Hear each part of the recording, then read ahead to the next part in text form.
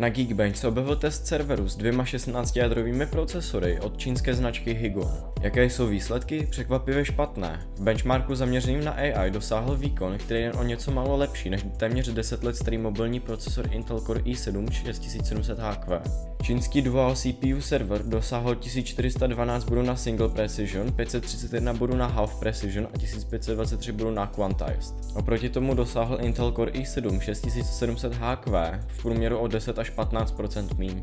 Pro srovnání, moderní desktop procesor AMD Ryzen 5 7600X dosáhl 3542 bodů na Single Precision, což je více než 2,5 krát lepší výsledek než Higon, a to s výrazně nižším počtem jader. A proč je výkon tak nízký? Higon využívá zastaralou architekturu AMD Zen 1 z roku 2017. Kvůli americkým sankcím nemůže používat modernější technologie, takže jediným řešením je přidat více jader. To sice zlepší vícejádrový výkon, ale ve většině scénářů, jako je výkon na jedno jádro nebo nízká latence, zaostává. Higon navíc nepodporuje moderní instrukční sady, jako je AVX 512, což dále snižuje jeho efektivitu v náročných výpočtech. Vypadá to, že v Číně mají smůlu s výrobou domácích procesorů